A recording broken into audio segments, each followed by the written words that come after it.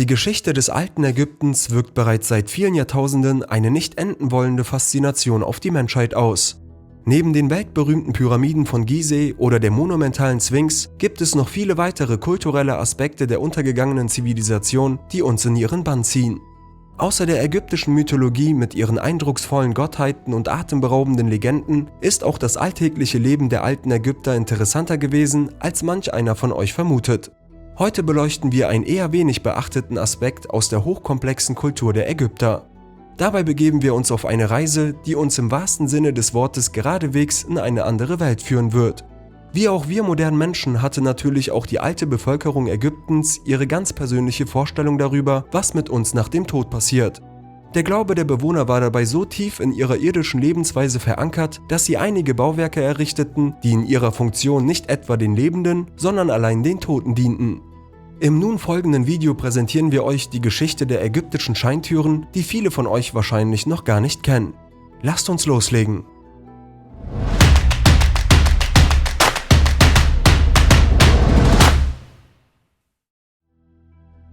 Wie es der Name Scheintür bereits vermuten lässt, handelt es sich bei den Objekten nicht etwa um tatsächlich verschließbare Durchgänge, wie wir sie kennen, sondern um Bauwerke, welche die irdischen Türen in ihrem Aussehen lediglich imitieren sollten. Solche Scheintüren wurden von den Ägyptern in verschiedenen Totentempeln und an Gräbern angebracht. Viele dieser Objekte können noch heute an verschiedenen Grabungsstätten oder in Museen bewundert werden. Was die Portale allesamt gemeinsam haben, ist die Tatsache, dass sie gleichsam nach Westen ausgerichtet sind. Die Türen dienten im Speziellen dem Zweck, die irdische Welt mit dem Jenseits zu verbinden. Im alten ägyptischen Glauben setzte sich die Seele eines Menschen aus unterschiedlichen Teilstücken zusammen. Ein Teil wurde dabei als Ka bezeichnet und galt als bedeutsamstes Stück des Geistes. Der Ka ist nämlich jenes Element der Seele, das den physischen Tod einer Person überdauert und anschließend in das Jenseits übertritt. Die Scheintüren der Ägypter dienten demnach als Portale, die es dem Ka möglich machten, die Welt der Toten zu betreten. Dabei konnten die Türen der Legende nach jedoch nicht nur von einer Seite aus durchschritten werden. Die Scheintüren gaben sowohl den Verstorbenen als auch den verschiedenen Göttern die Möglichkeit, das Reich der Lebenden zu betreten. Dort konnten sie dann unter anderem verschiedene Opfergaben in Empfang nehmen, die ihnen das Leben im Jenseits erleichtern sollten.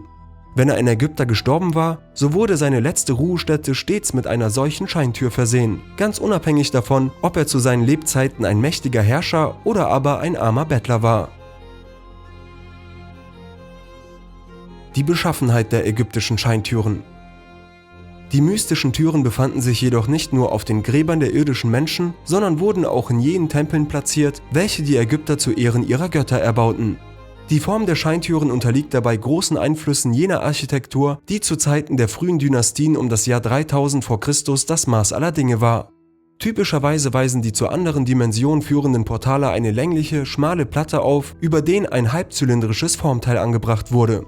Für das Baumaterial ihrer Türen verwendeten die Ägypter in der Regel bestimmte Teile aus Kalkstein. Das Gestein wurde anschließend aufwendig verziert und zumeist mit einem Muster aus roter und schwarzer Farbe versehen. Diese Gestaltung lässt sich auch in vielen verschiedenen Grabstätten finden, die einst auf dem Teti-Friedhof in Saqqara entdeckt wurden. In anderen Gräbern wurden die Scheintüren außerdem auch aus Holz angefertigt. In ganz seltenen Fällen wurden die Übergänge zum Jenseits auch recht simpel mit einem Pinsel auf die Oberfläche einer Wand gezeichnet. Tafeln für Opfergaben und äußere Gestaltung. Zu den Scheintüren zur Unterwelt gehörte auch stets eine rechteckige Tafel oder ein Tisch, die vor den gegen Westen gerichteten Nischen der Tür platziert waren. Auf diesen Plattformen hatten die Hinterbliebenen des Verstorbenen die Möglichkeit, ihrem geliebten oder verehrten Menschen Opfergaben darzubieten. Der Tote konnte nun wiederum vom Jenseits aus durch die Tür schreiten, um die Geschenke seiner Angehörigen in Empfang zu nehmen. Entlang des Randes der Nische brachten die Ägypter Pfosten an. Es dauerte nicht lange, bis die Lebenden damit begannen, die Verkleidung der Scheintüren aufwendig zu verzieren und mit unzähligen Inschriften zu versehen. Zudem gestalteten sie die äußere Beschaffenheit der Scheintüren möglichst realitätsnah, so dass sie beispielsweise Verschlussriegel in die Oberfläche der heiligen Portale eingravierten. Damit wollten die Ägypter sicherstellen, dass die verstorbenen Seelen die magischen Türen auch wirklich als solche identifizieren konnten. Ein Ka, so glaubten die ägyptischen Bewohner, konnte das Jenseits nur über die erbauten Portale erreichen. Würde der Geist eines Menschen die mystische Tür allerdings nicht finden, so wäre er auf ewig dazu verdammt, rastlos durch die Welt der Lebenden zu irren. Ägyptische Scheintüren im Wandel der Zeit. Die ersten Scheintüren befanden sich in den als Mastabas bezeichneten Grabstätten. Die Gräber entstanden zur Zeit der dritten ägyptischen Dynastie, die vor mehr als 4000 Jahren existierte. Mastabas erinnern in ihrer Form an den Rumpf einer Pyramide, jedoch fehlt ihnen dabei die charakteristische Spitze. Die letzten Ruhestätten verfügten über einen rechteckigen Grundriss und waren relativ niedrig. Im Laufe der Zeit nahm die Verbreitung der Scheintüren immer weiter zu, so dass sie schon bald zum weit verbreiteten Standard in der ägyptischen Bestattungskultur avancierten. Während die ursprüngliche Form der Portale über viele Jahre unangetastet blieb, durchliefen die Scheintüren zu Zeiten der 6. Dynastie eine Reihe von Veränderungen. Dabei wurde vor allem die Anordnung der verschiedenen an der Tür befindlichen Tafeln verändert. Während die Ägypter zu Beginn ihre eingravierten Grabbotschaften noch auf die Säule und Verkleidungen der Scheintüren setzten, so taten sie das bald nur noch auf der Hauptfläche des heiligen Türblatts. Waren die Tore zur anderen Welt am Anfang noch dreidimensionale, nischenartige Gebilde, so wurde ihre Anfertigung im Laufe der Jahrhunderte immer weiter vereinfacht. Zuletzt entstanden gar keine physischen Scheintüren mehr. Stattdessen begnügten sich die Ägypter damit, die Tore per Hand auf die Grabstätten zu malen. Unterschiede zu normalen Türen und Totenkult. Scheintüren waren keine 1:1 Imitation von normalen irdischen Türen, wie wir sie alle kennen.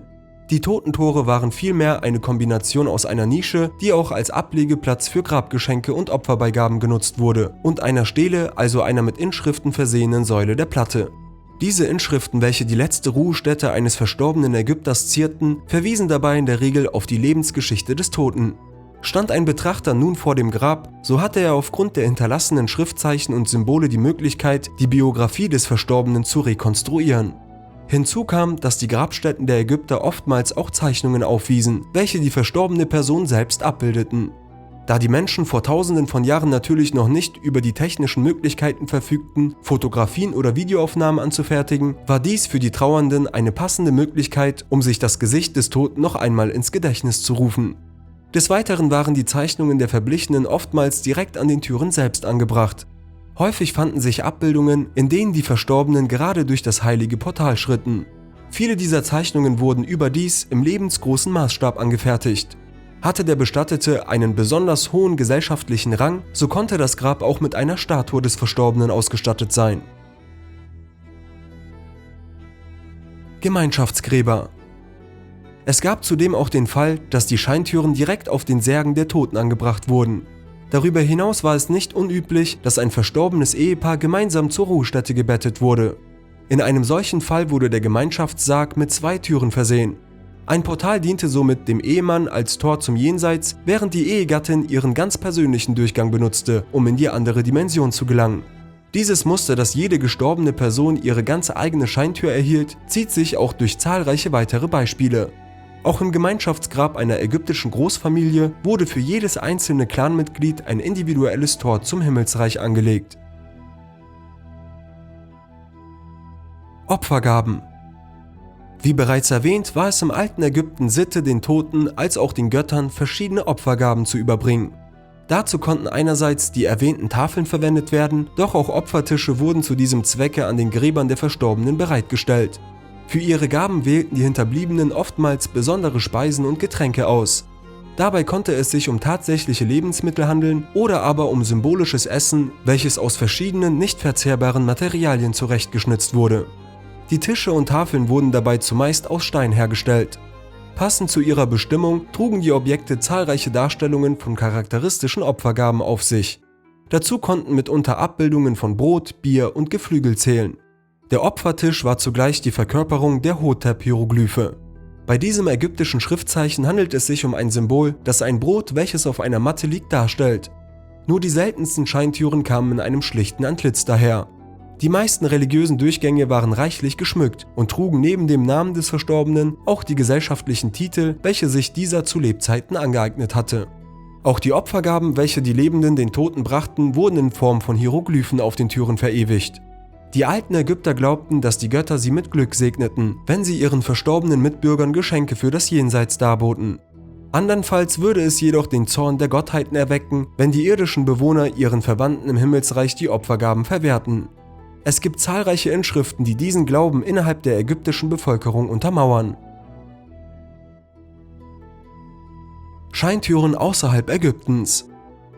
Viele Türen der alten Ägypter befinden sich nach wie vor an jenen Grabmälern, an denen sie einst errichtet worden sind. Es gibt jedoch auch einige Fälle, in denen die Scheintüren aus den Totentempeln entfernt wurden. Anschließend wurden die magischen Portale in verschiedenen Museen verbracht und somit einer breiten Öffentlichkeit zugänglich gemacht. Das Phänomen der Scheintüren ließ sich im Übrigen nicht nur im alten Ägypten beobachten.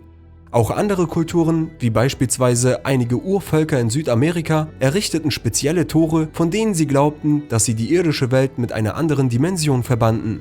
So auch im Falle des Sternentores von Hayumaca in Peru. Die Legende besagt, dass einige Menschen einst durch das heilige Tor schritten, um anschließend gemeinsam mit den Göttern in einem paradiesischen Land zu leben. Angeblich seien jene Auserwählte von Zeit zu Zeit sogar zurückgekehrt, um in der irdischen Welt nach dem Rechten zu sehen. Die bislang letzte entdeckte Scheintür konnte im Januar 2018 auf einem Friedhof nahe der ägyptischen Großstadt Alexandria gefunden werden. Jedoch handelte es sich in diesem Fall nicht um ein Tor, das zu einer anderen Dimension führt, sondern um eine bewusst platzierte Attrappe, welche die Erbauer anfertigten, um Grabräuber auf eine falsche Fährte zu locken. Was denkt ihr über die Bestattungskultur der alten Ägypter? Glaubt ihr, dass die Seelen der Toten tatsächlich über die Scheintüren in das Jenseits gelangten? Wir freuen uns auf eure Sichtweise in den Kommentaren. Vielen Dank fürs Zuschauen. Falls euch das Video gefallen hat, zeigt es gerne mit einem Daumen nach oben. Und um nie wieder Videos zu verpassen, klickt auf Abonnieren und wir sehen uns bald wieder.